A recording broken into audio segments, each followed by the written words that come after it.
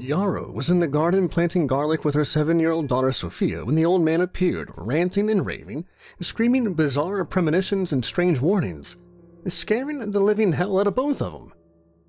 It was winter in Humboldt County, California, but it was one of those rare days when it wasn't pouring rain, when the sun managed to shine down and warm the earth for just a moment before it sunk beneath the towering Douglas firs and sequoias.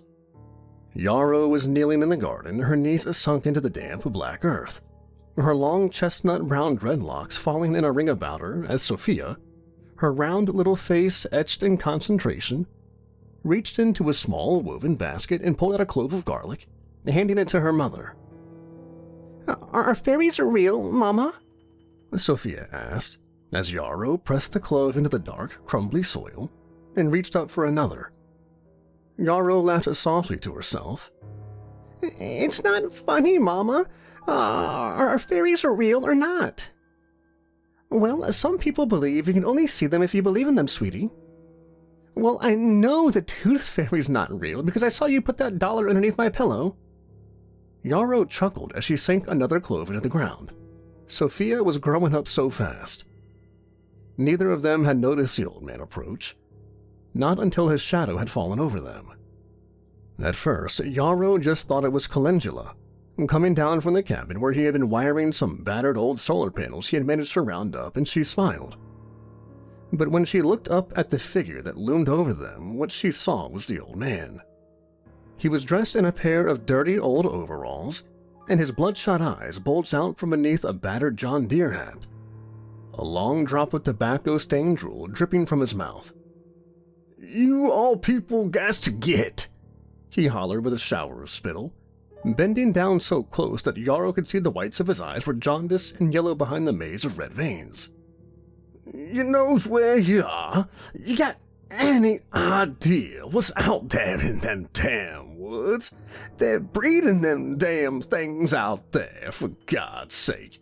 You don't get out, you're gonna die. You're all gonna die."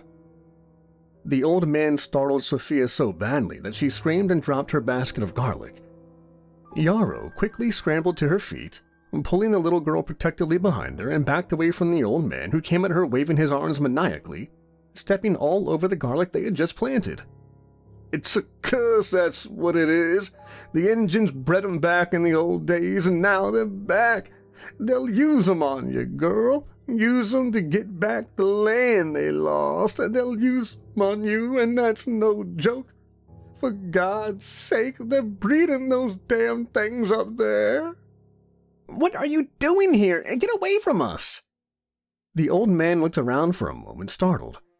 Then he spit a wad of tobacco juice onto the ground and started ranting again, this time a little calmer, but still not making any sense. "You got nothing to fear from me, little missy. I ain't gonna hurt you. I'm just here to warn you. It's them damn things out in the woods you gotta worry about. I'm telling you, they're breeding them things. You all got to get away, now, while you still can." Calendula, having heard the commotion from all the way up to the cabin, came sprinting down the hill and burst into the garden, out of breath, his stubby blonde dreadlocks bobbing, his face screwed up into a grimace of concern. Althea, their golden retriever, ran along beside him, barking like mad. "What the hell's going on?" The old man turned towards him. "You all got to get while you still can." "No, you got to get. This is our land now, and you're on private property. Now get the hell out of here before I go and get my damn shotgun." Althea danced around the old man's feet, barking. When the old man went to swat at her, she squatted down on her hind legs, bared her teeth, and growled. "I said get the hell out of here!" Calendula yelled, as the old man kicked at the dog. I'm a-going. Just keep that damn dog the hell away from me. I'm only here to warn you, but you stupid kids are obviously too damn dumb to listen." The old man stomped out of the garden and down the trail to the road, mumbling to himself loudly. Calendula looked up at Yarrow, who clutched Sophia to her. "What was that all about?" "Just a nice neighborly visit, I guess," she said. and burst into laughter. Well, I guess that's one of those crazy redneck neighbors the real estate agent warned us about. Calendula shook his head and started laughing along with her. What did he say to you? Calendula asked, running his hand through his beard. He said they are breeding those things out there. What did he mean? I don't know. He's obviously crazy. It was scary, but I think he's harmless. I told you we needed a shotgun. Oh, Calendula, we don't need a shotgun. You said you were getting that thing for the bears anyway, not crazy old men. Whatever it takes to protect my girls, he said with a big grin, and sauntered over and wrapped his arms around his wife and child, his little family. He squeezed them and held them close, kissed his wife's face, and smelled the smell of her hair and sweat flooding his senses. What's a redneck? Sophia asked, and they all burst into laughter. They had managed to buy this 40 acres of rugged, forest-covered hills 4 months ago with an inheritance Yarrow had received from her Aunt Sophia, whom they had named their daughter after. Sophia was Yarrow's favorite aunt, and Yarrow had held her hand and watched her wither away to nothing on that dingy hospital bed in Sacramento, listening patiently as she rambled on. Why do you do that to your hair? You had such pretty hair. Why do you call yourself that silly name? Your name is Megan, a beautiful name. That was your grandmother's name. I know, Auntie, she had softly spoken back. Yarrow is only my forest name. You can call me Megan, she had whispered in her ear, trying not to notice how skinny her dear aunt had become, how much hair she had lost. Please, call me Megan. It was a terribly hard time for Yarrow. Sophia had been like a mother to her, but now, at least, she had something beautiful to hold on to. She had this land, and they were going to make it a paradise. Yarrow and Calendula were both certified permaculture designers, and they had quickly set out to turn the 40-acre hillside into an organic farm. The plan was to eventually get some goats, which they would then use to clear sections of land for gardens of lavender, chamomile, lemon balm, and mint, medicinal herbs that didn't need irrigation and were deer-resistant. With the goat milk, they would make and sell cheese and soap to sell at the farmer's market. They wanted to dig a pond for water storage and raise up some crayfish and tilapia in it, get a couple of ducks gracing its surface to provide meat and eggs. They would run their gray water through a marsh of edible cattails, and turn the little run-down cabin, just a hunting shack really, into a functioning ecological green home with solar panels and micro-hydro, an attached south-facing cold frame to heat their house in the winter, and sprout their vegetable seeds in the spring. It would be a paradise, a dream, a utopia. But it was a lot of hard work, more than they had ever anticipated, and for the moment, most of those projects had fallen by the wayside. They had spent nearly all winter just cutting enough firewood to keep their tiny little cabin warm, getting out when they could, on rare days like this when the sun broke through those seemingly ever-present black clouds that filled the sky, to plant Jerusalem artichokes, fava beans, kale, and onions.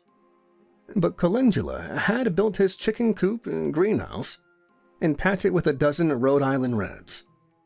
It was his pride and joy, and a symbol to him of the permaculture ethic of capturing and recycling energies in a circular pattern. The chickens heated the greenhouse and supplied it with fertilizer, and the greenhouse provided fresh greens, chard, and kale for the chickens to eat. A symbiotic relationship. Just this week, the chickens had finally started to lay eggs, and he was ecstatic. Now, he was planning on letting the really broody one, he called her Bonnie, the one who pecked at him when he tried to reach into her nest and pluck an egg up from under her, hatch her brood. Things were working on this little dream of a farm, even if it was going slow. So far, he'd only had one real problem. When some chickens had squeezed through the chicken wire that separated them from the plants and had demolished the kale, and about 20 marijuana starts they had hoped to grow and make a few bucks off of in the fall. But one little setback, when you sit on the doorstep of a utopia, is nothing. They awoke at dawn the next morning, Sophia somehow ending up in their bed sometime in the middle of the night. After they drank their coffee, ate their eggs, and smoked a big fat joint, Yarrow and Calendula went down the hill to the garden, Sophia between them, holding on to their hands and swinging. "Oh no," Calendula muttered as he turned the corner. The chicken coop was destroyed. Lumber and chicken wire strewn across the garden, chicken carcasses scattered about, mauled and ripped up. Clumps of bloody feathers lay everywhere amongst the debris of the greenhouse, limp kale and chard starts, their white roots exposed to the air. "Damn it, damn it, damn it, what the hell?" Calendula shouted, stomping about, kicking the scattered boards, searching amongst the debris for maybe one living chicken. "Let it be Bonnie." "Calm down, Calendula," Yarrow hissed, scooping Sophia up into her arms. "You're scaring Sophia." She soothed the little girl, stroking her hair and whispering, "It's okay, it's okay." "But our chickens, Mama, the poor little chickens." "Oh, sweetie, it's okay. That's just life on a farm. We'll get new chickens." Calendula picked up a 2x4 that had been snapped in half. What could have done this? Some kind of animal? A bear? Yeah, maybe. But I didn't even hear Althea barking. She don't usually let any animals near here. Where is... He circled around the devastated chicken coop and saw the dog. She lay on her back amongst a clump of chicken wire and greenhouse plastic. Her belly ripped open and her guts spilled out. Calendula gripped himself, fighting back a flood of rising tears and bile. Yarrow, take Sophia up to the cabin. I'll meet you up there in a while. I got some work to do. Yarrow swooped up Sophia, pressed her head against her shoulder, and looked at Calendula, her eyes widening in horror, mouthing the words, "Not Althea." Calendula nodded grimly back at her. As Yarrow shuffled away back to the cabin, Calendula got a shovel and started digging a grave. He pulled the old dog by its hind legs to the pit, real tears now coursing down his cheeks. Althea was 10 years old. He'd had her before he'd even met Yarrow, before Sophia had been born. Now she was gone. He dumped the old dog's body into the pit, flinching at the thump that the body made when it hit the bottom, and slowly started filling the hole with dirt as the shadows grew long and darkness fell. A thick fog leaked out from the forest as the land grew cold, and he could see his breath as he headed back up to the cabin. As he reached the summit of the hill that his little cabin sat perched on, he thought he saw something move from the corner of his eye. Something tall, dark, and ape-like, swinging long arms as it sunk into the woods. But when he blinked, it was gone, and there was nothing there but trees and shadows. Had he seen something? No. Just paranoid. He was just being paranoid. They ate dinner in near silence that night. Yarrow tried to make conversation, saying how now they could get some runner ducks and finally try experimenting with bogs like they'd always wanted to. Calendula smiled and said how great that'd be. But a melancholy mood hung heavy in the dim light of the small cabin, the fire crackling in their little black wood stove and throwing strange orange shadows against the walls. Luckily, Sophia was tired and fell right asleep, Yarrow sitting beside her, stroking her dark hair for a long time while Calendula sat alone in the dark, thinking of his old dog and with tears in his eyes, listening to the sound of rain on the roof. Yarrow finally came out from Sophia's little bedroom, sat beside her husband, and ran her hands through his short blonde dreadlocks. "It'll be all right, sweetie." "I know it will, honey. I know it." They kissed briefly, then sat back and drank organic Pinot Noir out of mason jars till their heads spun. Their mouths were stained dark and purple, and they stared in silence at the rain splashing down against the window. Then they stumbled to their little bed and passed out. At first, he thought it was an earthquake, The cabin shook violently as a scream like sound of wood splintering filled the small space. His head pounding with an early hangover, Calendula leapt out of bed and ran to the kitchen as her small propane refrigerator went crashing against the wall. The rain had stopped, the clouds blown away, and the full moon shone its light into the rustic kitchen, illuminating it perfectly. What Calendula saw froze him in his tracks. His mouth went dry and cold as all the blood drained from his face. There, bending over the sprawled refrigerator and picking through the tofu and tempeh, was a huge fur-covered creature. It wasn't a bear. It had a tall forehead and a hairless face. The creature looked up at him and roared, its mouth unbelievably huge and filled with glistening square teeth. "Mama!" Sophia cried out from her tiny bedroom. "My baby!" Yarrow hollered, pushing Calendula aside and darting into Sophia's room. The monstrous creature leapt over the refrigerator, and Calendula had just enough time to think to himself, "The shotgun is under the bed and the shells are in the closet." Yarrow refused to allow him to keep a loaded gun around. When the beast gripped his shoulders in its massive ape-like hands and pulled him forward, sinking its teeth into Calendula's neck. It pulled its giant head back, the torn jugular vein in Calendula's neck releasing a shower of black blood that rained down over the kitchen. The creature then grabbed Calendula by the face and with a quick tug snapped his spinal cord and ripped his head completely off of his shoulders. Howling an awful, bestial scream, the creature violently threw Calendula's head into one corner of the tiny cabin and his decapitated body into another.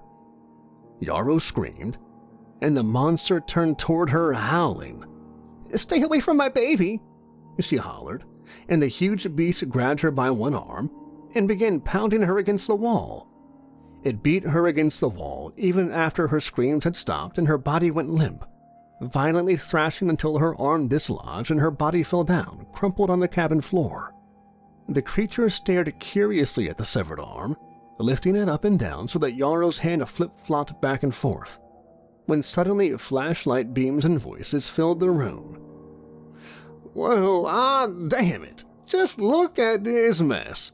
I told you to double-check the damn lock on that cage." "Sorry, Pa, sorry."